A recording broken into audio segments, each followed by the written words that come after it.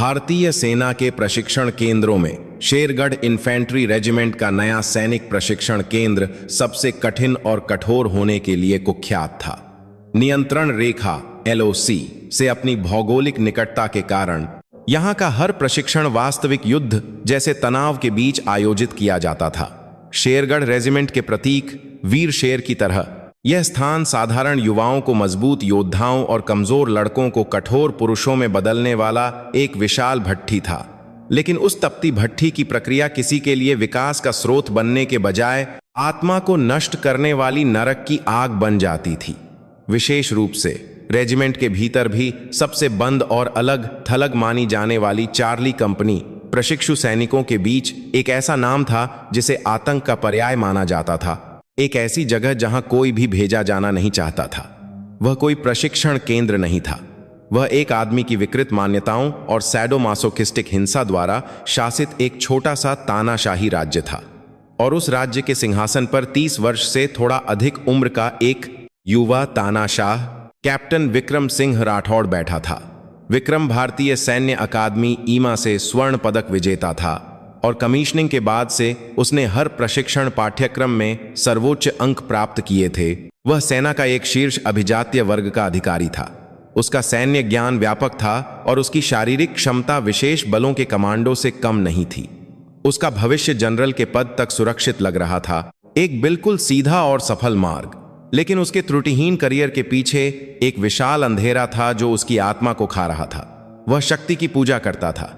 उसके लिए शक्ति केवल शारीरिक क्षमता से बढ़कर थी। यह दुनिया पर शासन करने वाला एकमात्र नियम और परम अच्छाई थी। इसके विपरीत कमजोरी एक बुराई और एक बीमारी थी जिसे वह सबसे अधिक घृणा करता था और जिसका अस्तित्व ही नहीं होना चाहिए था। एक सैनिक के रूप में उसका मिशन देश की रक्षा करना नहीं था। उसका मिशन अपने हाथों में सौंपे गए 150 प्रशिक्षु सैनिकों को अपने मानकों के अनुसार मजबूत पुर्जों में ढालना और उन मानकों को पूरा न करने वाले दोषपूर्ण उत्पादों को पूरी तरह से नष्ट और खत्म करना था। वह अपनी प्रशिक्षण पद्धति को फौलादी गढ़ाई कहता था, लेकिन सैनिक उसकी पीठ पीछे उसे पागल कुत्ता विक्रम कहते थे। एक पागल कुत्ता जो एक बार किसी को पकड़ ले तो तब तक नहीं छोड़ता जब तक उसकी सांस न रुक जाए। उसके राज्य चार्ली कंपनी की सुबह हमेशा चीखों और गालियों से शुरू होती थी। धीरे और धीरे, तुम लोग सैनिक हो या घोंघे की औलाद, इस तरह की चाल से युद्ध के मैदान में जाकर क्या करोगे? सुबह 5 बजे सूरज निकलने से भी पहले पूरी वर्दी और साजो सामान के साथ दौड़ना शुरू हो जाता था, जो प्रशिक्षण से ज्यादा यातना जैसा था। विक्रम सबसे आगे दौड़ता था और अगर कोई सैनिक थोड़ा भी पीछे रह जाता तो वह बिना किसी हिचकिचाहट के दौड़कर उसकी पीठ पर अपनी राइफल के बट से लात मारता था। गिरना मत, जो गिरता है वह उस गद्दार के समान है जो अपने साथियों को छोड़कर भाग जाता है। दांत भींचो और दौड़ो। उसके प्रशिक्षण में कोई तार्किक कारण या वैज्ञानिक आधार नहीं था। इसका एकमात्र क्रूर इरादा प्रशिक्षु सैनिकों की शारीरिक और मानसिक सीमाओं का परीक्षण करना, उनके मानवीय सम्मान को नष्ट करना और उन्हें केवल अपने आदेशों का पालन करने वाली मशीन बनाना था। उस दिन का प्रशिक्षण बाधा पार करने का अभ्यास था। कुछ दिनों की बारिश के कारण प्रशिक्षण का मैदान पूरी तरह से कीचड़ से भरा हुआ था। विक्रम के होठों पर एक संतोषजनक मुस्कान तैर गई। उसने सोचा कि ऐसी सबसे खराब परिस्थितियां ही कमजोरी को छानने के लिए सबसे उत्तम मंच थीं। आज तुम सब एक एक जानवर बनोगे।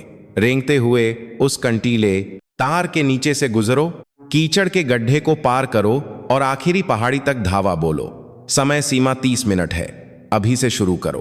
उसके आदेश पर प्रशिक्षु सैनिकों ने खुद को कीचड़ में झोंक दिया। ठंडा कीचड़ उनकी वर्दी के अंदर घुस गया, जिससे उनके शरीर की गर्मी छिन गई। नुकीले कंटीले तार उनके कपड़े फाड़ रहे थे और उनकी त्वचा में चुभ रहे थे, लेकिन वे एक आह भी नहीं भर सकते थे। वे सभी जानते थे कि उनका दर्द विक्रम के लिए केवल एक मनोरंजक तमाशा था। विक्रम प्रशिक्षण मैदान के केंद्र में खड़ा था, जैसे कोई ऑर्केस्ट्रा कंडक्टर अपने संगीतकारों को निर्देशित कर रहा हो। वह सैनिकों की गतिविधियों को नियंत्रित कर रहा था। उसके हाथ में छड़ी के बजाय उसके मुंह से निकलने वाली गालियां और धमकियां उनकी गति को तेज कर रही थीं। वहां कंटीले तार में फांसा हुआ क्या कर रहा है? क्या युद्ध में तू ऐसे ही तार में फांस कर दुश्मन का निशाना बनेगा? तुरंत बाहर निकल। उसने उस प्रशिक्षु सैनिक के पास जाकर, जो डर से घबरा रहा था, उसके हेलमेट पर मुक्के से मारा। ठक की एक भारी आवाज के साथ प्रशिक्षु का सिर जोर से हिल गया। होश में रह हरामखोर, यह तेरी मां की गोद नहीं है। उसकी हिंसा का कोई अपवाद या कोई पवित्र स्थान नहीं था।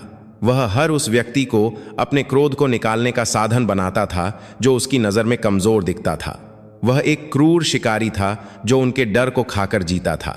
जब प्रशिक्षण आधे से ज्यादा हो चुका था, एक प्रशिक्षु कीचड़ के गड्ढे को पार करते समय फिसल कर गिर गया। उसकी राइफल गहरे कीचड़ में धंस गई। वह घबरा गया और हड़बड़ी में अपनी राइफल निकालने की कोशिश करने लगा। यह देखकर विक्रम की आंखें हत्यारी चमक से भर गईं। उसके लिए एक सैनिक की बंदूक उसकी जान के बराबर थी, और उस जान को कीचड़ में धमसाने का कार्य एक ऐसा अपराध था जिसे किसी भी कारण से माफ नहीं किया जा सकता था। रंगरूट नंबर 113, आगे आओ। विक्रम की आवाज गुस्से से कांप रही थी। रंगरूट नंबर 113 पूरे शरीर पर कीचड़ लपेटे, पीले पड़े चेहरे के साथ उसकी ओर दौड़ा। उसके हाथ में कीचड़ से सनी राइफल थी। साले, क्या तुझे पता है कि तूने अभी क्या किया है? माफ कर दीजिए साहब, माफी। तूने अभी अपनी जान, अपने साथियों की जान इस कीचड़ में धमसा दी है। तुझ जैसे लोग सैनिक कहलाने के लायक नहीं हैं। विक्रम ने प्रशिक्षु के हाथ से राइफल छीन ली और फिर उसने राइफल के बट से उसके गाल पर जोर से मारा। धड़ाम की एक भयानक आवाज के साथ प्रशिक्षु का शरीर सीधा जमीन पर गिर गया। उसके मुंह से लाल खून बह निकला। उठ, अभी खत्म नहीं हुआ है। विक्रम ने गिरे हुए प्रशिक्षु के बाल पकड़कर उसे जबरदस्ती उठाया और फिर उसने उसके कान में एक शैतान की तरह फुसफुसाया, अपनी इस गंदी राइफल को अपनी जीभ से चाटकर साफ कर। बैरल के अंदर गई धूल का एक एक कण, सब कुछ। यह एक इंसान द्वारा दूसरे इंसान को दिया जा सकने वाला सबसे भयानक आदेश था। प्रशिक्षु की आंखों से आंसुओं की मोटी बूंदें गिरने लगीं। उसने अपमान और आतंक के बीच सोचा कि इससे अच्छा तो मर जाना है। आस पास के प्रशिक्षु सैनिक उस दृश्य को देख नहीं पाए और उन्होंने अपने सिर झुका लिए। उनके मन में एक सैनिक के रूप में गर्व और एक इंसान के रूप में सम्मान चकनाचूर हो रहा था। वे नरक में थे, एक ऐसे भयानक नरक के बीच में जो कभी खत्म नहीं होगा। और उस नरक की सबसे गहरी खाई में, जहां विक्रम की सबसे क्रूर नजरें टिकी थीं, एक युवा प्रशिक्षु चुपचाप अपने दर्द को सहन कर रहा था। उसका नाम अर्जुन शर्मा था। इस कहानी का दूसरा नायक। उसकी चुप्पी जल्द ही आने वाले एक बड़े तूफान का संकेत थी। उसका अस्तित्व ही इस पागल राज्य को हिला देने वाले भाग्य की प्रस्तावना लिख रहा था। विक्रम सिंह राठौड़ के राज्य में कमजोरी एक पाप थी और उस पाप का न्याय करने का अधिकार केवल उस तानाशाह का था। उसकी नजरों में सिपाही अर्जुन शर्मा उस पाप का सबसे उत्तम अवतार लग रहा था। अर्जुन दूसरे प्रशिक्षुओं की तरह डर से घबराता नहीं था और न ही वह खुले तौर पर विद्रोह करता था। वह बस चुपचाप और लगातार उसे दिए गए हर प्रशिक्षण को सहन करता था। उसकी शारीरिक क्षमता औसत से ऊपर थी और उसकी निशानेबाजी और मानसिक दृढ़ता तो शीर्ष वर्ग में थी। वह किसी भी तरह से विक्रम द्वारा परिभाषित कमजोर नहीं था, लेकिन विक्रम को जो चीज पागल कर रही थी वह थी उसकी वही शांति। अर्जुन की चुप्पी में कुछ ऐसा था जो झुकता नहीं था, एक ठोस चीज। उसकी आंखें हमेशा साफ और शांत रहती थीं और उनमें हिंसा के सामने भी कभी न टूटने वाला एक दृढ़ आत्मसम्मान बसा था। विक्रम ने इसे अपने लिए एक सीधी चुनौती के रूप में लिया। वह अर्जुन की उन शांत आंखों को डर और निराशा से विकृत कर देने की एक विकृत इच्छा से ग्रस्त हो गया। वह उस ठोस दिखने वाली युवा आत्मा को अपने हाथों से नष्ट करना चाहता था। उस दिन के बाद अर्जुन विक्रम का लगातार और क्रूर निशाना बन गया। विक्रम ने अर्जुन को तोड़ने के लिए और भी चालाक और नीच तरीकों का इस्तेमाल करना शुरू कर दिया। अब वह उसे प्रशिक्षण के मैदान में सबके सामने नहीं पीटता था। इसके बजाय उसने अदृश्य तरीकों से उसके दैनिक जीवन को नरक बना दिया। एक शाम रोल कॉल के बाद विक्रम बैरक का निरीक्षण करते हुए अर्जुन के ट्रंक के सामने रुक गया। उसने ऐसे चिल्लाया जैसे उसे कोई बहुत बड़ी चीज मिल गई हो। यह क्या है? क्या तुम्हारा ट्रंक ऐसे ही व्यवस्थित होता है? धूल देखो, तुम्हारी मानसिक स्थिति बिल्कुल इस ट्रंक जैसी है, सड़ी हुई। उसने अर्जुन के ट्रंक पर लात मारी जिससे अंदर रखी सारी चीजें फर्श पर बिखर गईं। करीने से तह की हुई वर्दी, परिवार की तस्वीरें और कुछ समय पहले उसकी बहन द्वारा भेजा गया पत्र, सब कुछ ठंडे फर्श पर बिखर गया। आज रात तुम सोने की मत सोचना। पूरी कंपनी के शौचालय साफ करने हैं, टूथब्रश से टाइलों के बीच का मैल भी। अगर कल सुबह मेरे निरीक्षण के समय एक बाल भी मिला तो तुम्हारे लिए अच्छा नहीं होगा। यह स्पष्ट रूप से एक अनुचित आदेश और उत्पीड़न था, लेकिन बैरक में किसी ने भी हस्तक्षेप करने की हिम्मत नहीं की। वे सभी चुप रहे, इस डर से कि कहीं वे भी उसके गुस्से का निशाना न बन जाएं। अर्जुन ने बिना कुछ कहे फर्श पर बिखरी अपनी चीजें उठाईं। उसने अपनी बहन की तस्वीर को सावधानी से अपनी शर्ट से पोंछा ताकि वह गंदी न हो जाए। उसकी आंखों में गहरा दुख था, लेकिन उसने आंसू नहीं दिखाए। उसके इस शांत रवैये ने विक्रम को और भी ज्यादा गुस्सा दिला दिया। विक्रम का उत्पीड़न और भी ज्यादा खुला हो गया। उसने बिना किसी कारण के अर्जुन की पहली छुट्टी रद्द कर दी। तुझ जैसे आदमी के लिए, जिसे अभी तक सैनिक भावना का मतलब भी नहीं पता, मीठी छुट्टी एक विलासिता है। यहीं रहकर अपनी सड़ी हुई मानसिकता को ठीक करो, उसके बाद तुम्हें बाहर की दुनिया देखने दूंगा। कई महीनों के बाद अपने प्यारे परिवार से मिलने की उम्मीद में जी रहे अर्जुन के लिए यह एक बहुत ही क्रूर प्रहार था। वह भीख मांगना चाहता था कि इसके बजाय उसे पीट लिया जाए, लेकिन वह ऐसा नहीं कर सकता था। वह जानता था कि उसके किसी भी प्रतिरोध से न केवल उसे बल्कि उसके साथी दोस्तों को भी नुकसान पहुंच सकता है। उसे यह सारी नाइंसाफी अकेले ही सहनी पड़ी। उसका अलगाव और भी गहरा होता गया। उसके साथी, हालांकि उसके लिए दुखी थे, जानबूझकर उससे बचने लगे, क्योंकि जो कोई भी उसके साथ देखा जाता था वह निश्चित रूप से विक्रम के प्रकोप का शिकार होता था। तुम लोग उस बेकार के साथ क्यों घूम रहे हो? कमजोरी एक छूत की बीमारी की तरह है। अगर तुम उसके साथ रहोगे तो तुम भी उसी की तरह नरम पड़ जाओगे। तुरंत उससे दूर हो जाओ। अर्जुन पूरी तरह से अकेला हो गया था। वह एक अदृश्य विशाल कांच के बक्से में कैद हो गया था। सब उसे देख रहे थे, लेकिन कोई उससे बात नहीं करता था। उसके साथी उसकी नजरों से ऐसे बचते थे जैसे उन्होंने कोई भूत देख लिया हो, और अधिकारी उसे घृणा और जिज्ञासा के मिले जुले अजीब भाव से देखते थे। अब वह सिपाही अर्जुन शर्मा नहीं था। वह पूरी यूनिट के लिए एक तमाशा और परिहार का पात्र बन गया था। वह हर रात जब कोई नहीं देखता था अपनी बहन को पत्र लिखता था। उसने अपने पत्रों में अपना दर्द नहीं बताया। वह बस झूठे आश्वासन देता था कि वह ठीक है और उसे चिंता करने की कोई जरूरत नहीं है। उसके आंसू कागज पर नहीं, बल्कि उसके दिल के अंदर चुपचाप बह रहे थे। उसकी आत्मा अंदर से धीरे धीरे सड़ रही थी। वह इस नरक जैसी हकीकत से बचना चाहता था, लेकिन उसे कोई उम्मीद या कोई रास्ता नहीं दिख रहा था। उसकी सैन्य सेवा अब एक पूरी तरह से अलग स्तर के नरक में बदल गई थी, जो उसे जकड़ रही थी। और अंत में वह भाग्यशाली दिन आ ही गया। उस दिन प्रशिक्षु सैनिकों का दूसरा मुलाकात का दिन था। अर्जुन ने इस बार भी मुलाकात के लिए आवेदन नहीं किया था, लेकिन उसके दिल के एक कोने में एक छोटी सी उम्मीद बाकी थी। क्या पता, शायद उसकी बहन बिना बताए उससे मिलने आ जाए। उसकी छोटी सी उम्मीद हकीकत में बदल गई। दोपहर के भोजन के बाद प्रशासनिक कार्यालय से उसे बुलाने की घोषणा हुई। उसकी बहन उससे मिलने आई थी। बहुत लंबे समय के बाद अर्जुन के चेहरे पर एक उज्जवल मुस्कान खिल उठी। वह लगभग उड़ता हुआ मुलाकात कक्ष की ओर भागा। उस पल के लिए वह विक्रम के अस्तित्व और अपनी नरक जैसी सैन्य सेवा के दर्द को भूल गया, लेकिन वह नहीं जानता था कि वह क्षणिक खुशी जल्द ही आने वाली एक बड़ी त्रासदी की प्रस्तावना मात्र थी। और उस त्रासदी के अंत में वह और उसकी बहन इस सड़े हुए राज्य को हिला देने वाले एक बड़े तूफान का केंद्र बनेंगे।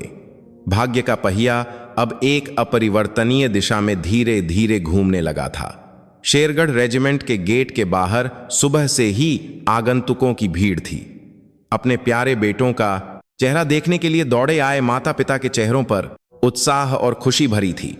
उनके हाथों में भारी बैग थे जो उनके बेटों के पसंदीदा भोजन से भरे थे। इस शोरगुल और खुशनुमा माहौल के बीच केवल एक व्यक्ति था जो इस सारे दृश्य से अलग चुपचाप खड़ा था। वह थी अनन्या शर्मा। वह कुछ देर पहले टैक्सी से उतरी थी और तब से गेट से थोड़ी दूर एक पेड़ की छाया में खड़ी होकर चुपचाप बेस के अंदर देख रही थी। उसके कपड़े बेहद साधारण थे।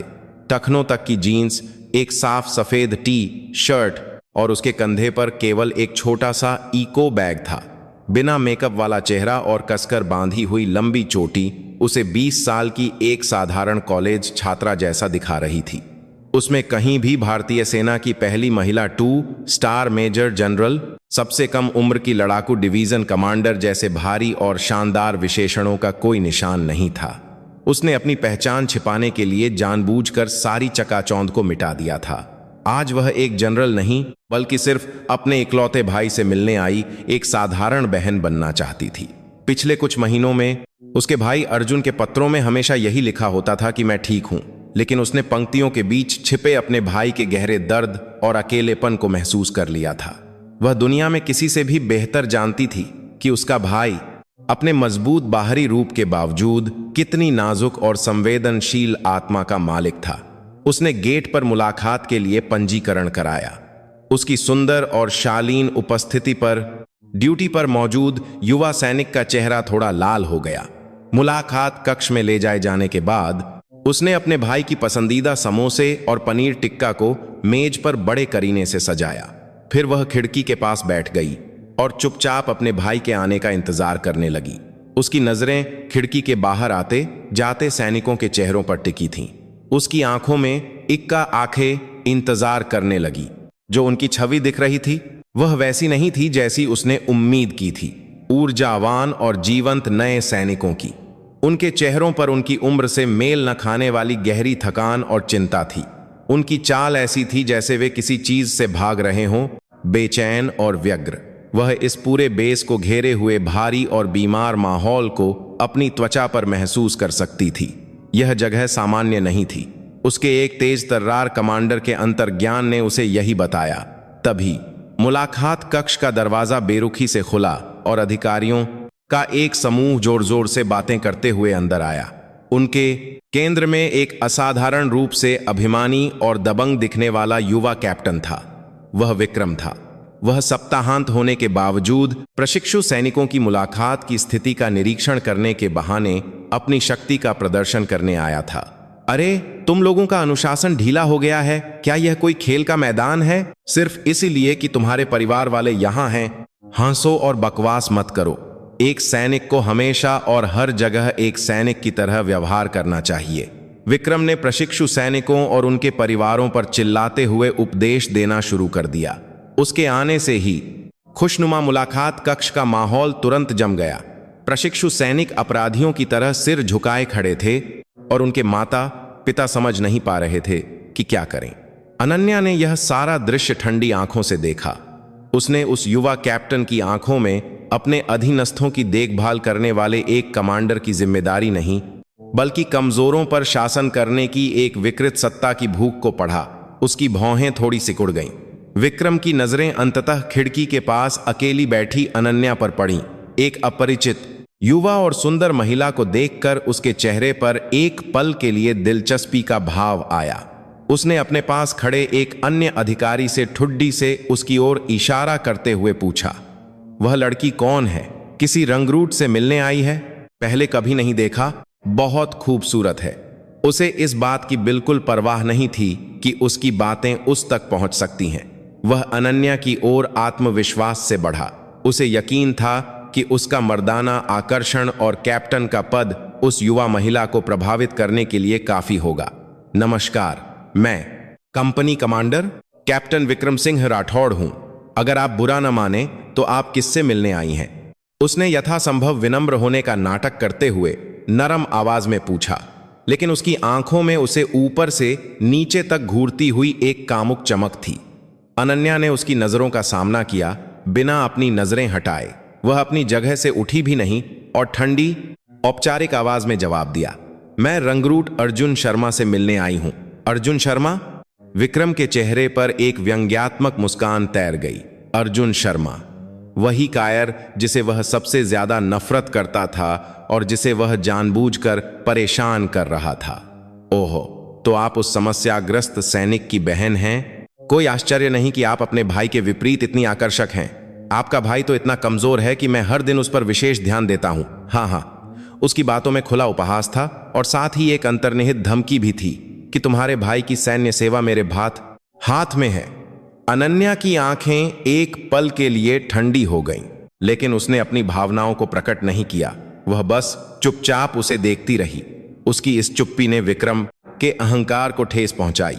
उसे यह तथ्य नागवार गुजरा कि यह युवा महिला उसके अधिकार के सामने बिल्कुल भी नहीं डर रही थी। वह अनन्या के बैठे हुए मेज के पास एक कदम और बढ़ा। उसने मेज पर रखे पनीर टिक्का और समोसों की ओर ठुड्डी से इशारा करते हुए कहा, आजकल सेना बहुत अच्छी हो गई है। आप इस तरह का तला हुआ खाना भी आराम से खा सकते हैं, लेकिन अर्जुन शर्मा जैसे कमजोर मानसिकता वाले सैनिक के लिए ऐसा खाना जहर हो सकता है। शरीर को आराम मिलने से वह और भी कमजोर हो जाएगा। क्या मैं सही नहीं हूं बहन जी? यह सलाह नहीं बल्कि एक स्पष्ट उकसावा था। वह मजे से देख रहा था कि वह कैसी प्रतिक्रिया देगी। उसे उम्मीद थी कि वह उस पर गुस्सा करेगी या अपने भाई के साथ अच्छा व्यवहार करने की भीख मांगेगी, लेकिन अनन्या ने एक बार फिर उसकी उम्मीदों पर पानी फेर दिया। उसने अभी करतिहार भी भावहीन चेहरे से उसे देखते हुए धीरे से कहा, मेरे भाई की चिंता मैं कर लूंगी, आप कष्ट न करें। उसकी आवाज विनम्र थी, लेकिन उसमें एक ठंडी चेतावनी थी कि मेरे क्षेत्र में बिना अनुमति के प्रवेश न करें। उसी पल मुलाकात कक्ष का दरवाजा खुला और अर्जुन अंदर आया। उसने अपनी बहन और कैप्टन विक्रम को एक साथ देखकर उसका चेहरा सफेद पड़ गया। उसने तुरंत महसूस कर लिया कि कुछ गड़बड़ है। दीदी, अर्जुन इधर आओ।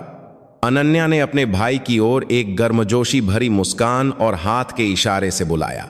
अर्जुन ने विक्रम की ओर देखते हुए सावधानी से अपनी बहन के पास कदम बढ़ाए। यह देखकर विक्रम का चेहरा गुस्से से विकृत हो गया। उसकी अनुमति के बिना वह समस्याग्रस्त सैनिक कैसे हिल सकता था? और यह युवा महिला उसके सामने ही उसके शिकार को छीनने की कोशिश कर रही थी। उसके विकृत अहंकार ने इसे बर्दाश्त नहीं किया। उसने फैसला किया कि वह इस ढीठ महिला को सबक सिखाएगा जिसने उसके राज्य को चुनौती देने की हिम्मत की थी। उसने सोचा कि वह उसकी सबसे कीमती चीज को उसी की आंखों के सामने बेरहमी से कुचल देगा। उसे इस बात का जरा भी अंदाजा नहीं था कि उसका यह भयानक कृत्य किस विनाश को जन्म देगा, और वह अपने ही हाथों से भाग्य के अंतिम पन्ने को पलट रहा था। जैसे ही अर्जुन मुलाकात कक्ष में दाखिल हुआ, विक्रम का गुस्सा उबलते लावा की तरह उसके सिर तक चढ़ गया। उसकी अनुमति के बिना वह समस्याग्रस्त सैनिक कैसे हिल सकता था? और यह युवा महिला उसके सामने ही उसके शिकार को छीनने की कोशिश कर रही थी। उसके विकृत अहंकार ने इसे बर्दाश्त नहीं किया। वहीं रुको, विक्रम की दहाड़ ने पूरे मुलाकात कक्ष को जमा दिया। अर्जुन के कदम वहीं रुक गए। वह अपना सिर उठाने की हिम्मत नहीं कर सका और बस फर्श को देखता रहा। अपनी बहन से मिलने की खुशी पल भर में गायब हो गई और उसकी जगह गहरे डर और निराशा ने ले ली। रंगरूट नंबर 113। तुम्हें अपनी मर्जी से हिलने की इजाजत किसने दी? जब एक वरिष्ठ अधिकारी का काम खत्म नहीं हुआ है तो क्या तुम्हें मैं दिखाई नहीं दे रहा? विक्रम अर्जुन की ओर बढ़ा। उसकी चाल में अपने शिकार के सामने एक क्रूर जानवर का दबदबा था। वह अर्जुन के ठीक सामने खड़ा हो गया और अपनी छड़ी से उसके सिर पर धीरे धीरे मारते हुए अपमानजनक बातें करने लगा। तुम्हारी मुद्रा ऐसी क्यों है? एक सैनिक को हमेशा और हर जगह सीधा और सावधान खड़ा रहना चाहिए, है ना? तुम्हारे ये झुके हुए कंधे तुम्हारी कायर मानसिकता को दिखाते हैं, जो बहुत घृणित है। यह एक बेतुका आरोप था, लेकिन उसके राज्य में उसके शब्द ही कानून थे। अर्जुन ने बिना कुछ कहे अपनी कमर सीधी की और सावधान की मुद्रा में खड़ा हो गया। गुस्से और अपमान से उसकी मुट्ठियां सफेद पड़ गईं। अनन्या ने यह सारा दृश्य ठंडी आंखों से देखा। उसने समझ लिया था कि विक्रम का यह कृत्य केवल अनुशासन बनाए रखने के लिए नहीं था। वह जानबूझकर उसके सामने उसके भाई को कुचलकर उसे झुकाने की कोशिश कर रहा था। उसके दिल में एक ठंडा गुस्सा धीरे धीरे सिर उठा रहा था, लेकिन वह अभी तक हिली नहीं थी। वह अपने भाई की सैन्य सेवा को और मुश्किल नहीं बनाना चाहती थी।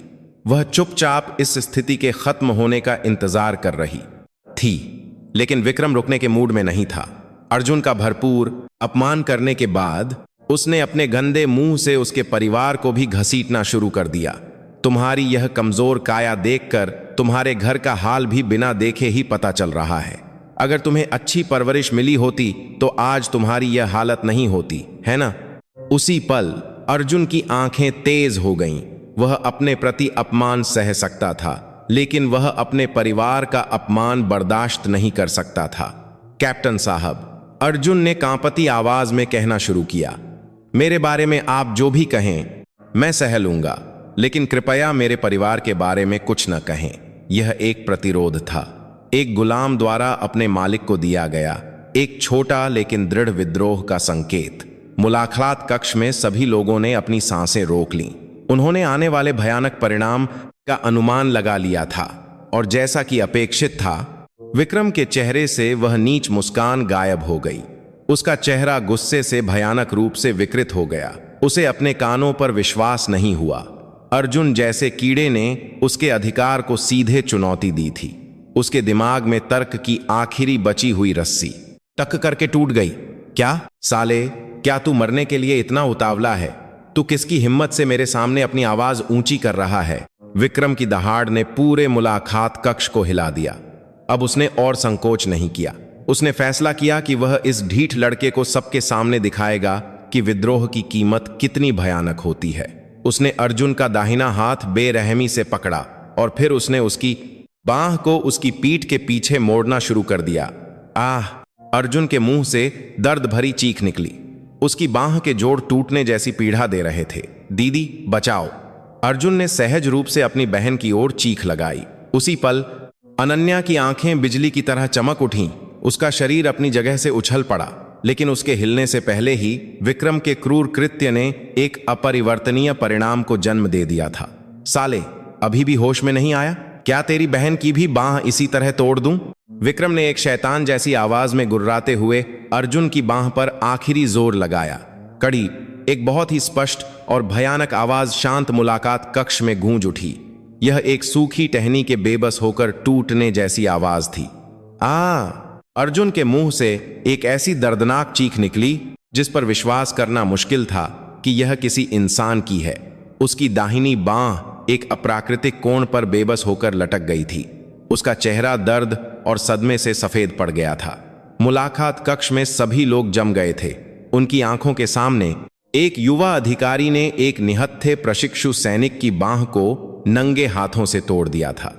यह न तो प्रशिक्षण था और न ही सज्जा। यह स्पष्ट रूप से हिंसा और एक अपराध था। विक्रम ने अपने हाथों से किए गए इस भयानक कृत्य के परिणाम को एक पल के लिए घूरकर देखा। उसने एक पल के लिए सोचा कि शायद उसने कुछ ज्यादा कर दिया, लेकिन फिर उसने अपना सिर हिला दिया। उसे अपने कृत्य पर जरा भी पछतावा नहीं था, बल्कि उसने अपनी शक्ति के सामने अर्जुन की दयनीय हालत देखकर एक विकृत संतुष्टि और आनंद महसूस किया।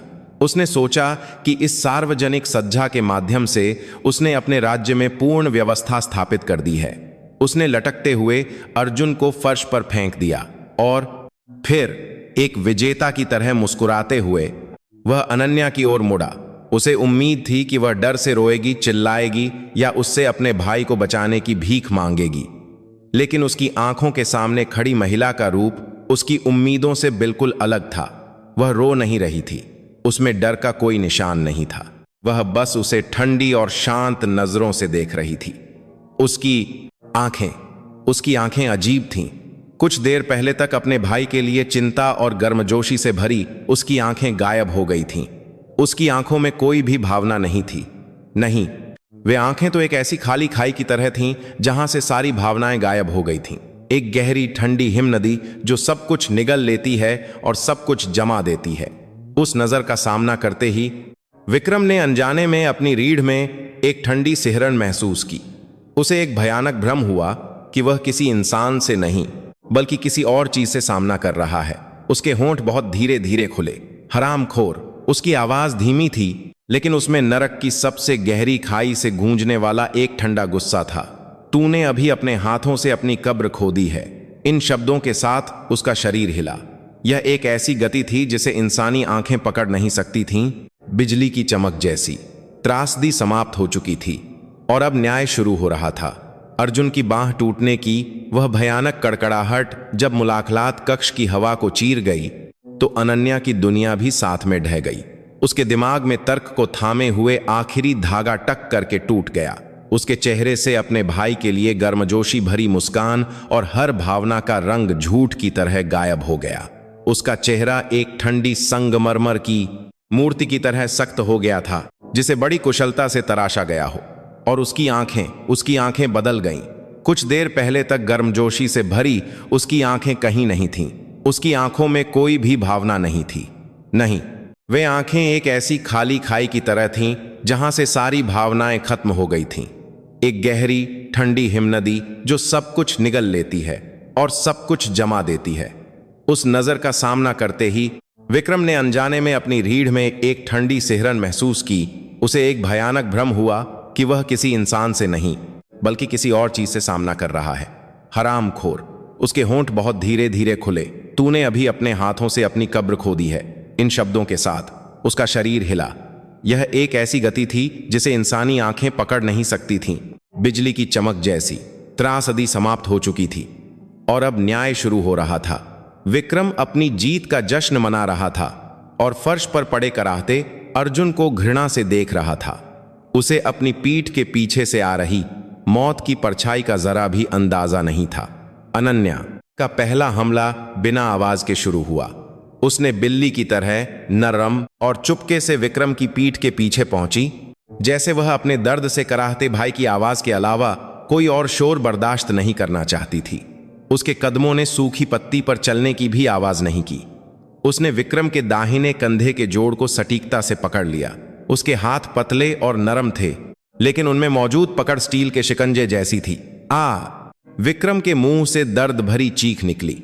उसके कंधे का जोड़ भयानक दर्द से चिल्ला रहा था। उसने अनजाने में अर्जुन को छोड़ दिया और अपने कंधे को पकड़ लिया। वह घबराकर मुड़ा और तब जाकर उसने अपनी पीठ के पीछे खड़ी अनन्या की शैतानी आंखों का सामना किया। ये पागल औरत। उसने अपने बचे हुए बाएं हाथ से मुक्का मारा और उस पर जवाबी हमला करने की कोशिश की, लेकिन उसका मुक्का उसके चेहरे तक पहुंचने से पहले ही हवा में रुक गया। अनन्या के दूसरे हाथ ने बिजली की गति से उसकी कलाई पकड़ ली थी। उसने उसकी कलाई को मरोड़ा और उसकी कोहनी के जोड़ को एक बार फिर विपरीत दिशा में मोड़ दिया। विक्रम के मुंह से दूसरी चीख निकली। उसका शरीर संतुलन खोकर आगे की ओर गिर गया। अनन्या ने उसे गिरने नहीं दिया। उसके घुटने ने उसकी छाती के बीचों बीच सटीकता और बेरहमी से प्रहार किया। धम्म की एक भारी आवाज के साथ विक्रम का भारी शरीर झींगे की तरह मुड़ गया और फर्श पर जा गिरा। वह सांस नहीं ले पा रहा था और खांसते हुए फर्श पर रेंग रहा था। यह सब पलक झपकते ही हो गया। मुलाकात कक्ष में मौजूद सभी लोग अपनी आंखों के सामने हो रहे इस दृश्य पर विश्वास नहीं कर पा रहे थे और स्तब्ध खड़े थे। कुछ देर पहले तक जो एक परम शिकारी था, वह एक दुबली पतली महिला के हाथों एक बच्चे की तरह बुरी तरह से हार गया था। विक्रम के साथ आए दो अन्य अधिकारी सबसे पहले होश में आए। वे अपने वरिष्ठ अधिकारी को पिटते देख गुस्से में अनन्या की ओर दौड़े। क्या यह औरत पागल हो गई है? एक अधिकारी पर हमला करने की हिम्मत कैसे हुई? लेकिन वे एक प्रशिक्षित शिकारी के सामने मूर्ख शिकारी कुत्तों से ज्यादा कुछ नहीं थे। अनन्या का शरीर एक बार फिर हिला। वह उन पर हमला करने वाले दो लोगों के हमलों से बचने के बजाय उनके बीच घुस गई। उसकी हरकतें बिना किसी अतिरिक्त प्रयास के कुशल और घातक थीं। उसके हाथ के किनारे ने एक आदमी के गले पर सटीक प्रहार किया। हक की आवाज के साथ वह आदमी सांस छोड़ते हुए सीधा पीछे गिर गया। उसी समय उसकी कोहनी ने दूसरे आदमी के कनपटी पर जोर से मारा। वह आदमी चीख भी नहीं पाया और वहीं बेहोश होकर गिर गया। अब मुलाकात कक्ष में कोई खड़ा नहीं था, केवल फर्श पर पड़े दर्द से कराहते पुरुष और उनके बीच बर्फ की तरह ठंडी खड़ी अनन्या और टूटी बांह के साथ इस सारे दृश्य को स्तब्ध होकर देख रहा अर्जुन। अनन्या ने अब गिरे हुए लोगों की ओर देखा भी नहीं। वह अपने भाई अर्जुन के पास गई और उसकी टूटी हुई बांह को सावधानी से देखने लगी। उसकी आंखों में आखिरकार मानवीय भावनाएं, गहरा दुख और असहनीय गुस्सा एक साथ उभर आए। सब ठीक है अर्जुन, अब सब ठीक है, दीदी सब संभाल लेगी। उसने अपने कपड़े फाड़कर अस्थायी रूप से अपने भाई की बांह को सहारा दिया। उसके हाथ एक कुशल चिकित्सा सहायक की तरह शांत और सटीक थे। फर्श पर पड़ा विक्रम शदीद दर्द के बावजूद सोच रहा था कि इस स्थिति को किसी तरह संभालना होगा। उसने कांपते हाथों से अपनी जेब से फोन निकाला और कहीं फोन करने की कोशिश की। उसने सोचा कि वह इस यूनिट के कमांडिंग ऑफिसर को सब कुछ बताएगा और उस पागल औरत को तुरंत कोर्ट मार्शल करवाएगा। लेकिन उसके बटन दबाने से पहले ही अनन्या की ठंडी आवाज ने उसकी आखिरी उम्मीद को भी कुचल दिया। कोई फायदा नहीं। अनन्या ने अपने भाई को सहारा देकर उठाते हुए विक्रम को नीचे देखा। जिस कमांडिंग ऑफिसर को तुम फोन करने की कोशिश कर रहे हो और उसके ऊपर का कर्नल भी, कोई भी मुझे नहीं रोक सकता। नहीं, वे मुझे रोकने की हिम्मत भी नहीं करेंगे। उसकी आवाज में पूर्ण आत्मविश्वास था। यह कोई निराधार घमंड नहीं था, यह एक स्पष्ट तथ्य था। तुम आखिर हो कौन? विक्रम ने दर्द और डर से भरी आवाज में बड़ी मुश्किल से पूछा। अनन्या ने जवाब नहीं दिया। इसके बजाय उसने अपनी जेब से अपना फोन निकाला। उसका फोन कोई साधारण स्मार्टफोन नहीं था। यह रक्षा मंत्रालय द्वारा जारी एक विशेष सैन्य फोन था जिसमें सैटेलाइट संचार की सुविधा थी। उसने एक शॉर्टकट बटन को देर तक दबाया। एक बार रिंगटोन बजने के बाद रिसीवर के दूसरी तरफ से एक गहरी और आधिकारिक आवाज तुरंत सुनाई दी। उसने स्पीकरफोन बटन दबाया। अब उसकी और इस यूनिट के भाग्य का फैसला करने वाली आवाज पूरे मुलाकात कक्ष में गूंजने वाली थी। यह न्याय का समय था। विक्रम की आखिरी चीख एक खोखली गूंज बनकर मुलाकात कक्ष की ठंडी हवा में बिखर गई। उसकी आंखों के सामने अनन्या ने मानो उसकी बेबसी का मजाक उड़ाते हुए अपने सैन्य फोन का एक शॉर्टकट बटन देर तक दबाया। ट्रेर की एक यांत्रिक रिंगटोन ने उसके दिल को जकड़ लिया। वह नहीं जानता था कि फोन के दूसरी तरफ कौन है, लेकिन उसने सहज रूप से महसूस कर लिया था कि यह उसके भाग्य का फैसला करने वाली नरक की घंटी है। एक रिंग बजी और दूसरी बजने से पहले ही फोन कनेक्ट हो गया। रिसीवर के दूसरी तरफ से एक गहरी, भारी और एक ऐसी आवाज सुनाई दी जिसमें एक अकाट्य अधिकार था। बोलो। वह आवाज एक कमांडर की थी जो अपने अधीनस्थ से रिपोर्ट ले रहा था। छोटी और संक्षिप्त। अनन्या ने स्पीकर फोन बटन दबाया। अब इस कमरे में मौजूद हर कोई इस भाग्यपूर्ण बातचीत का गवाह बनने वाला था। उसने अपने भाई को सहारा दिया जो टूटी बांह के दर्द से कराह रहा था और बिना किसी हिचकिचाहट के शांत आवाज में बोलना शुरू किया। कोर कमांडर साहब, मैं अनन्या शर्मा बोल रही हूं। उसकी आवाज एक अधीनस्थ की थी जो अपने वरिष्ठ को रिपोर्ट कर रही थी, लेकिन उसमें कोई चापलूसी या डर नहीं था। यह एक ऐसी आवाज थी जो केवल समान या उससे भी अधिक विश्वास के रिश्ते वाले व्यक्ति के पास हो सकती थी। एक आत्मविश्वास से भरी और निश्चित आवाज। मैं अभी शेरगढ़ इन्फेंट्री रेजिमेंट के नए सैनिक प्रशिक्षण केंद्र के मुलाकात कक्ष में हूं और यहां मैंने एक बहुत ही अप्रिय घटना देखी है। रिसीवर के दूसरी तरफ एक पल की चुप्पी छा गई और फिर वह पहले वाली आधिकारिक आवाज गायब हो गई और उसकी जगह घबराहट और चिंता से भरी एक उतावली आवाज आई। मेजर जनरल अनन्या, तुम वहां क्या कर रही हो? नहीं, उससे भी जरूरी, तुम ठीक तो हो?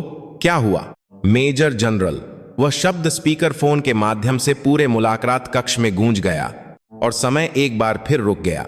फर्श पर पड़े विक्रम और उसके अधीनस्थ अधिकारियों और मुलाकात कक्ष में मौजूद सभी प्रशिक्षु सैनिकों और उनके परिवारों, सभी ने अपने कानों पर विश्वास नहीं किया।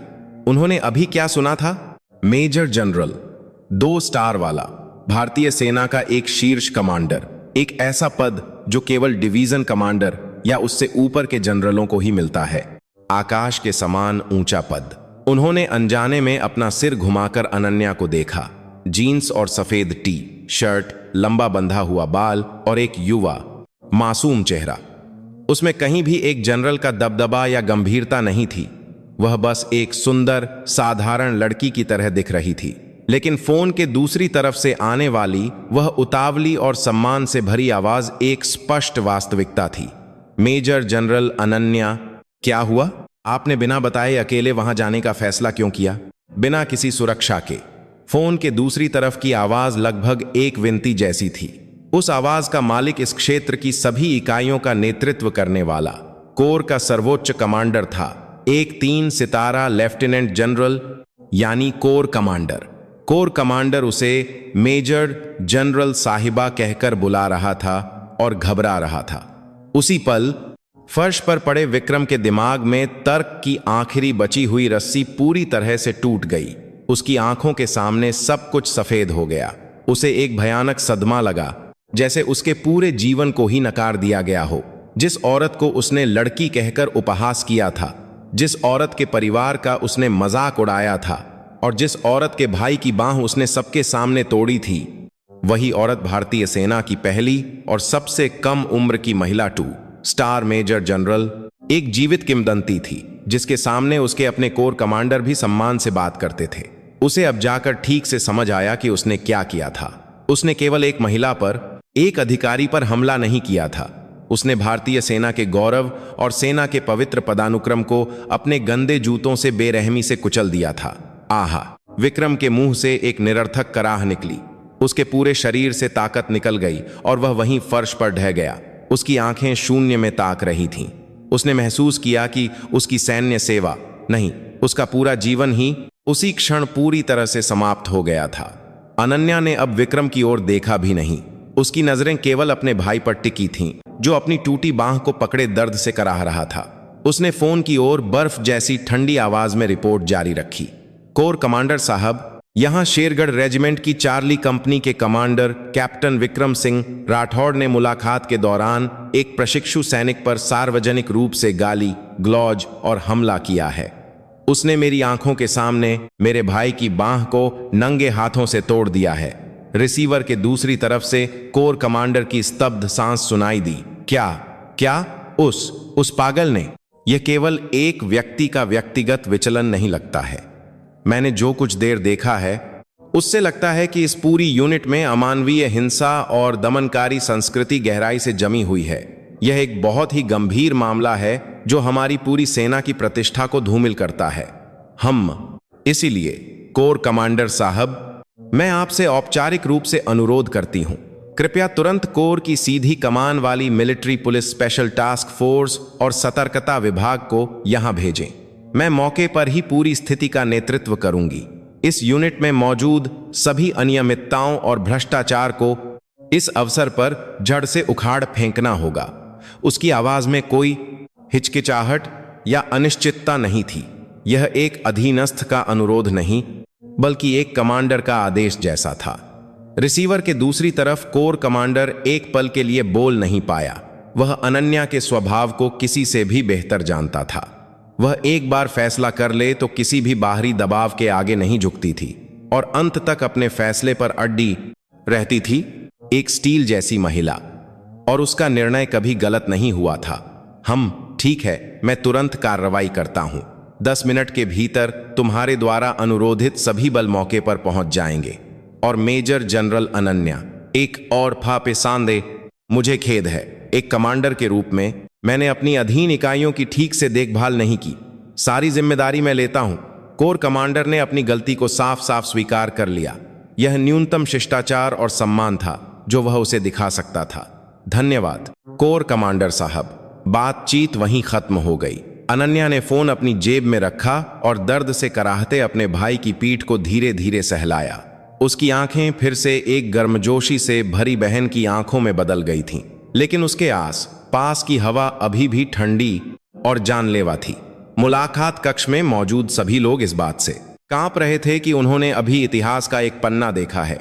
वे अपनी सांस भी ठीक से नहीं ले पा रहे थे और बस आने वाले बड़े तूफान का इंतजार कर रहे थे। राज्य ढह गया था और अब जल्द ही ढहे हुए सिंहासन के मालिक के लिए एक ठंडा और बेरहम न्याय का समय शुरू होने वाला था। उसके गुस्से से कोई भी बच नहीं सकता था। मेजर जनरल साहिबा, कोर कमांडर के मुंह से निकला वह एक शब्द विक्रम के दिमाग में एक विशाल कील की तरह धंस गया। उसके सभी फाटे खाले विचार उस शब्द के सामने रुक गए। समय रुक गया था और स्थान विकृत हो गया था। उसकी आंखों के सामने खड़ी उस युवा सुंदर महिला की छवि और मेजर जनरल जैसा अविश्वसनीय रूप से ऊंचा और अवास्तविक पद किसी भी तरह से एक साथ नहीं जुड़ पा रहे थे। उसकी आंखें पागलों की तरह कांपने लगीं। उसने अविश्वास से अनन्या के चेहरे को देखा। जीन्स और सफेद टी शर्ट, एक साफ युवा चेहरा। कितना भी देखो वह एक साधारण लड़की लगती थी जिसे सेना के शब्द का भी पता नहीं होगा। उसने अपना सिर घुमाकर फर्श पर पड़े अपने अधीनस्थों को देखा।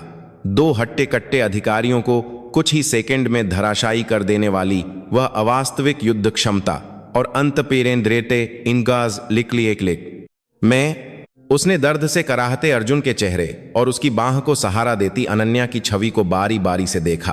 पहेली के सभी टुकड़े उसके दिमाग में एक भयानक तस्वीर के रूप में जुड़ रहे थे। अर्जुन शर्मा, जो हमेशा चुपचाप उसकी हिंसा को सहता था लेकिन कभी झुकता नहीं था, वह अजीब तरह से मजबूत प्रशिक्षु, और उसकी बहन अपने भाई की बांह टूटते ही एक साधारण महिला से एक ठंडे हत्यारे में बदल जाने वाली वह औरत, उसे अब जाकर समझ आया कि उसने कितनी मूर्खतापूर्ण और भयानक गलती की थी। वह सांप की मांद में अपने पैरों पर चलकर नहीं आया था, उसने सोते हुए ड्रैगन की पूंछ पर पैर रख दिया था। आह! विक्रम के मुंह से एक निरर्थक कराह निकली। उसके पैरों से जान निकल गई और वह वहीं फर्श पर ढह गया। उसका अभिमानी चेहरा अब डर, निराशा और अविश्वास के सदमे से भयानक रूप से विकृत हो गया था। उसके पूरे शरीर से ठंडा पसीना बारिश की तरह बह रहा था। मुलाकात कक्ष में मौजूद सभी लोग सांस रोके इस अविश्वसनीय दृश्य को देख रहे थे। वे स्पष्ट रूप से महसूस कर रहे थे कि वे अभी इतिहास के एक पन्ने या एक बड़ी तबाही की प्रस्तावना के गवाह बन रहे थे। राजा का मुखौटा उतर गया था और उसका घिनौना असली चेहरा सामने आ गया था, और उस राजा का न्याय करने के लिए अवतरित हुई देवी अनन्या ने अब विक्रम की ओर देखा भी नहीं। उसके लिए वह अब क्रोध का पात्र भी नहीं था। वह बस एक दयनीय और अभागा प्राणी था जो अपनी मूर्खता के कारण नष्ट हो गया था। उसका पूरा ध्यान केवल अपने दर्द से कराहते भाई पर था। अर्जुन, बस थोड़ा और सहन कर लो, जल्द ही मेडिकल हेलीकॉप्टर आ जाएगा, सब ठीक है, सब ठीक हो जाएगा। उसकी आवाज में कुछ देर पहले वाले ठंडे कमांडर की आवाज का कोई निशान नहीं था। वह अपने भाई की चिंता करने वाली एक गर्मजोशी और नरम बहन की आवाज में लौट आई थी। वह अपने घुटनों पर बैठ गई और अपने भाई के चेहरे से पसीना पोंछा। उसकी आंखों में गहरा दुख और अफसोस भरा था, एक गहरा आत्म दोष कि अगर वह थोड़ी जल्दी हरकत करती, या अगर उसने शुरू से ही अपने भाई की सैन्य सेवा पर थोड़ा और ध्यान दिया होता, तो शायद यह भयानक घटना नहीं होती। जब वह अपने भाई की देखभाल कर रही थी, मुलाकात कक्ष के बाहर एक बड़ा तूफान उठने लगा था। कोर कमांडर के एक फोन कॉल ने पूरे शेरगढ़ रेजिमेंट में खलबली मचा दी थी। क्या मेजर जनरल अनन्या शर्मा हमारी यूनिट के मुलाकात कक्ष में हैं? रिपोर्ट पाकर कर्नल को अपने कानों पर विश्वास नहीं हुआ। वह कुर्सी से उछलकर खड़ा हो गया और खिड़की से बाहर देखने लगा, और कैप्टन विक्रम सिंह राठौड़ ने मेजर जनरल के भाई एक प्रशिक्षु सैनिक की बांह तोड़ दी। उसका चेहरा सफेद पड़ गया। यह केवल एक हमले की घटना नहीं थी, यह एक ऐसी सबसे खराब स्थिति थी जो उसकी पूरी सैन्य इकाई नहीं, पूरे शेरगढ़ रेजिमेंट के भाग्य को हिला सकती थी। तुरंत गाड़ी तैयार करो और मिलिट्री पुलिस और मेडिकल टीम को मुलाकात कक्ष में भेजो। 1 मिनट नहीं, 1 सेकंड की भी देरी नहीं होनी चाहिए। कर्नल की दहाड़ पूरे मुख्यालय में गूंज उठी। यूनिट तुरंत एक युद्ध के मैदान जैसी आपात स्थिति में आ गई। जोरदार सायरन की आवाज ने यूनिट के शांत सप्ताहांत को चीर दिया और दर्जनों सैन्य वाहन धूल उड़ाते हुए मुलाकात कक्ष की ओर दौड़ पड़े। इस सारे हंगामे के केंद्र में अनन्या अभी भी चुपचाप अपने भाई के पास खड़ी थी। उसके लिए बाहर का शोरगुल केवल एक कष्टप्रद ध्वनि थी।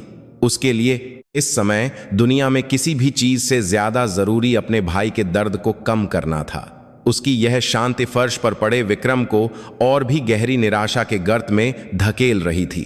उसने उसकी ओर उसकी उदासीनता में महसूस किया कि उसका अस्तित्व कितना तुच्छ और केता महत्वहीन था। वह एक विशाल तूफान के सामने बेबस होकर टूट गई, एक छोटी सी टहनी मात्र था। उसका राज्य इतनी ही व्यर्थता से ढह रहा था। उसका युग समाप्त हो गया था। कोर कमांडर से बातचीत खत्म हुए 10 मिनट भी नहीं हुए थे कि धरती को हिला देने वाली एक गगनभेदी गर्जना के साथ एक विशाल तूफान ने मुलाकात कक्ष को घेर लिया। दर्जनों मिलिट्री पुलिस की रैपिड एक्शन टीम के वाहन और एम्बुलेंस जोरदार सायरन बजाते हुए मुलाकात कक्ष के सामने के मैदान में भर गए। वाहनों से उतरे पूरी तरह से सशस्त्र मिलिट्री पुलिस के जवानों ने अनुशासित तरीके से हरकत में आते हुए तुरंत मुलाकात कक्ष के आसपास के क्षेत्र को पूरी तरह से नियंत्रित कर लिया। उनके चेहरों पर ऐसा गंभीर तनाव था मानो वे अभी युद्ध लड़ने जा रहे हों। मुलाकात कक्ष में मौजूद प्रशिक्षु सैनिक और उनके परिवार इस पहले कभी न देखे गए दृश्य से डर गए थे और समझ नहीं पा रहे थे कि क्या करें। वे अपने पूरे शरीर से महसूस कर रहे थे कि वे एक बड़ी घटना के बीच में फंस गए हैं। सबसे पहले मुलाकात कक्ष में दौड़कर आने वाला इस यूनिट का कर्नल था।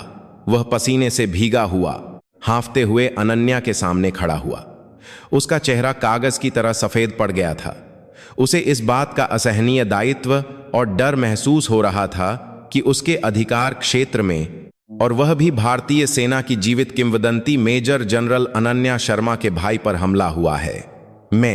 मेजर जनरल साहिबा, मुझे खेद है।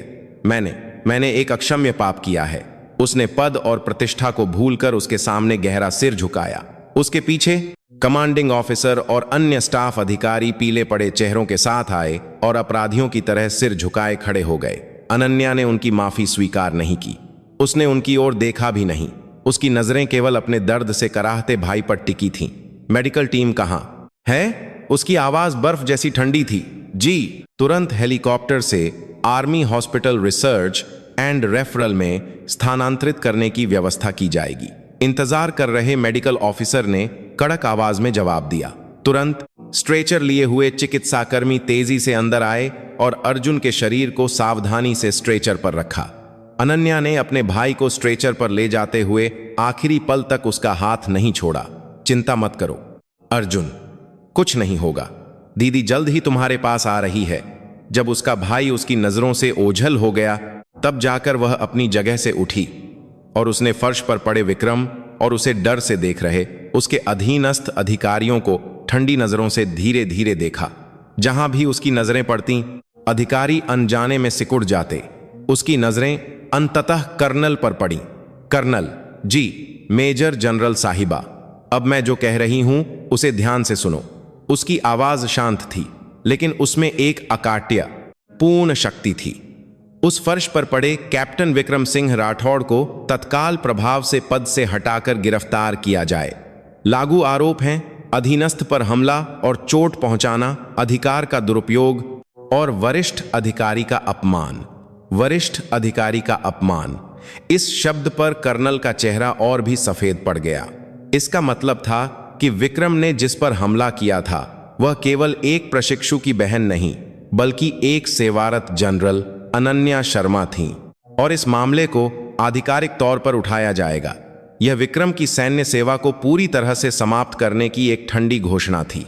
और वे दो अधिकारी जिन्होंने उसकी हिंसा को अपनी आंखों के सामने देखते हुए भी उसे अनदेखा किया और उसका साथ दिया, उन्हें भी कमान की जिम्मेदारी और कर्तव्य की उपेक्षा के आरोप में साथ में ले जाया जाए। उसकी उंगली ने विक्रम के साथ मौजूद दो अधिकारियों की ओर सटीक इशारा किया। उन्हें इंगित किए जाने पर वे चौंक गए और चिल्लाने लगे जैसे वे निर्दोष हों। मेजर जनरल साहिबा, हमारा कोई दोष नहीं है। हम तो बस चुप रहो। अनन्या की दहाड़ ने पूरे मुलाकात कक्ष को हिला दिया। कोई दोष नहीं। तुम लोगों ने एक कमांडर के रूप में अपने अधीनस्थों की रक्षा करने के अपने पवित्र कर्तव्य को त्याग दिया। तुम लोगों ने अन्याय देखकर भी अपनी सुरक्षा के लिए कायरतापूर्वक अपनी आंखें बंद कर लीं। यही तुम्हारा अपराध है। तुम जैसे लोग अधिकारी के पद के लायक नहीं हो। उसका हर शब्द एक तेज खंजर की तरह उनके दिलों में चुभ गया। मिलिट्री पुलिस क्या कर रही है? इन अपराधियों को तुरंत ले जाओ। उसका आदेश मिलते ही इंतजार कर रही मिलिट्री पुलिस की टीम ने अनुशासित तरीके से हरकत करना शुरू कर दिया। उन्होंने विक्रम सहित तीनों अधिकारियों के पास जाकर उनकी बाहें पीठ के पीछे मोड़ दी और ठंडी हथकड़ियां पहना दी। यह अन्याय है। मेजर जनरल साहिबा, कृपया एक मौका। उनकी दर्दनाक चीखें किसी के भी दिल को नहीं पिघला सकीं। उन्हें जानवरों की तरह मिलिट्री पुलिस के हाथों मुलाकात कक्ष से बाहर घसीट कर ले जाया गया। यह उन लोगों का दयनीय और शर्मनाक अंत था जिन्हें कभी यूनिट के जिंगिंग अधिकारी कहा जाता था। सब कुछ व्यवस्थित होने के बाद अनन्या ने कर्नल को अपना अंतिम आदेश दिया। आज रात 12 बजे तक इस घटना की पूरी सच्चाई और यूनिट में मौजूद सभी अनियमितताओं पर एक प्रारंभिक जांच रिपोर्ट सीधे मेरे कार्यालय में लेकर आओ। अगर रिपोर्ट में एक भी झूठ या छिपाने का प्रयास पाया गया तो कर्नल भी इसकी जिम्मेदारी से नहीं बच पाएगा। मेरी बात याद रखना। यह कहकर वह और वहां नहीं रुकी। वह अपने लिए तैयार किए गए कमांडर वाहन में बैठी और आर्मी हॉस्पिटल RR की ओर चल पड़ी, जहां उसके भाई को ले जाया गया था। पीछे छूटे कर्नल और अन्य अधिकारी स्तब्ध खड़े थे, जैसे एक विशाल तूफान के गुजर जाने के बाद सब कुछ बिखर गया हो। वे अभी भी समझ नहीं पा रहे थे कि उन्होंने अभी क्या अनुभव किया था। उन्हें बस एक ही बात का गहरा एहसास हुआ था। उनका शांत और शांतिपूर्ण युग अब समाप्त हो गया था और उस युवा महिला जनरल के हाथों एक नरक जैसा खूनी शुद्धिकरण अभी शुरू ही हुआ था। शेरगढ़ रेजिमेंट की सबसे अंधेरी और लंबी रात इस तरह शुरू हो रही थी। उस रात शेरगढ़ रेजिमेंट के कर्नल के कार्यालय की बत्तियां देर रात तक जलती रहीं। कर्नल अपने पूरे सैन्य करियर को दांव पर लगाकर एक दांत हताश लड़ाई लड़ रहा था। उसने अपने अधीनस्थ सभी यूनिट कमांडरों को बुलाया और मेजर जनरल अनन्या शर्मा के निर्देशानुसार यूनिट में व्याप्त अनियमितताओं पर रिपोर्ट तैयार करने के लिए पूरी रात काम किया। वह किसी भी तरह इस मामले को अपने स्तर पर ही निपटाना चाहता था और इसे और ऊपर तक जाने से रोकना चाहता था, लेकिन उसकी कोशिशें बेकार थीं। उसकी रिपोर्ट पूरी होने से पहले तूफान का केंद्र अनन्या ने अपने अगले चरण की कार्रवाई शुरू कर दी थी। आर्मी हॉस्पिटल आरआर से अपने भाई अर्जुन के सफल ऑपरेशन की खबर पाकर उसने एक पल के लिए राहत की सांस ली, लेकिन उसके दिल में जल रही गुस्से की आग जरा भी कम नहीं हुई थी। उसने सहज रूप से महसूस किया कि विक्रम की उस असामान्य हिंसा के पीछे केवल व्यक्तिगत विचलन से कुछ ज्यादा छिपा है। कोई भी अधिकारी, चाहे कितना भी क्रूर क्यों न हो, इतने सारे गवाहों के सामने एक प्रशिक्षु सैनिक की बांह तोड़ने जैसा काम सामान्य रूप से नहीं कर सकता। इसके पीछे जरूर कोई और कारण था। उसने अपने अधिकार का उपयोग करके विक्रम को मिलिट्री पुलिस की हिरासत में ले जाने का आदेश दिया, जहां उसे रखा गया था। उसने फैसला किया कि वह विक्रम से सीधे पूछताछ करेगी, जिसे अपने वकील के अलावा किसी से भी मिलने की इजाजत नहीं थी। ठंडे पूछताछ कक्ष में विक्रम शून्य आंखों से फर्श को देख रहा था। उसे अभी भी विश्वास नहीं हो रहा था कि उसकी जिंदगी एक पल में कैसे नरक में गिर गई। जब दरवाजा खुला और अनन्या अंदर आई तो वह चौंक कर सिकुड़ गया। उसकी आंखों में उसके प्रति नफरत नहीं, बल्कि एक आदिम भय था। वह उसकी जिंदगी को नष्ट करने वाली मौत की दूत थी। कैप्टन विक्रम सिंह राठौड़, अनन्या ने उसके सामने की कुर्सी पर बैठकर ठंडे स्वर में कहा, मुझे तुमसे कोई व्यक्तिगत दुश्मनी नहीं है। मैं बस सच जानना चाहती हूं, तुमने मेरे भाई को इतनी शिद्दत से क्यों परेशान किया? इसका कारण। विक्रम ने अपने होंठ कसकर बंद कर लिए और कुछ नहीं बोला। यह मत कहना कि यह तुम्हारी मूर्खतापूर्ण हिंसा की वजह से था। मैंने तुम जैसे इंसानों को पिछले 20 सालों में अनगिनत बार देखा है। तुम्हारी आंखें झूठ नहीं बोल रही हैं। तुम कुछ छिपा रहे हो, और वह सिर्फ मेरे भाई को परेशान करने से कहीं बड़ा अपराध है। उसकी तेज अंतर्दृष्टि ने उसके दिल को भेद दिया। विक्रम की पुतलियां थोड़ी कांप गईं। मैं तुम्हें आखिरी मौका देती हूं। अगर तुम अभी अपने मुंह से सारी सच्चाई बता दोगे तो शायद कुछ नरमी बरती जा सके, लेकिन अगर तुम अंत तक अपना मुंह बंद रखोगे तो मैं न केवल तुम्हें बल्कि तुम्हारे परिवार और तुमसे जुड़ी हर चीज को खोद कर निकालूंगी और धूल का एक एक कण झाड़ दूंगी। मेरे पास ऐसा करने की शक्ति है। उसकी आवाज में एक अकाट्य पूर्ण विश्वास था।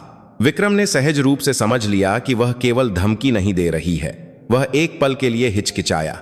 उसके दिमाग में उसके बचे हुए जीवन और उसके घिनौने रहस्य के बीच एक हताश संघर्ष शुरू हो गया, जिसे वह छिपाना चाहता था। अंततः उसके टूटे हुए अहंकार और जीवित रहने की प्रवृत्ति ने उसे झुका दिया। मैं बताऊंगा। उसके मुंह से अंततः हार के शब्द निकले। उसका कबूलनामा चौंकाने वाला था। सब कुछ 2 महीने पहले शुरू हुआ था, जब वह कंपनी कमांडर के रूप में नियुक्त हुआ था। उसने संयोग से यूनिट के खाद्य आपूर्ति में हो रहे भ्रष्टाचार को देख लिया था। प्रशासनिक हवलदार और एक निजी आपूर्तिकर्ता रिश्वत लेकर यूनिट में घटिया गुणवत्ता का सामान सप्लाई कर रहे थे। विक्रम ने पहले तो उन्हें सैन्य कानून के अनुसार दंडित करने का सोचा, लेकिन फिर उसने एक और चालाक तरीका सोचा। उसने उनके भ्रष्टाचार को अपने लाभ के लिए एक शक्तिशाली हथियार के रूप में इस्तेमाल करने का फैसला किया। उसने उनकी कमजोरी का फायदा उठाकर खुद भी उस भ्रष्टाचार में शामिल हो गया। वह प्रशासनिक हवलदार से हर महीने एक निश्चित राशि लेता था और बदले में उनके अपराधों को नजरअंदाज कर देता था। उसका लालच यही नहीं रुका। उसने आपूर्तिकर्ता से और अधिक लाभ के बदले और अधिक रिश्वत की मांग की।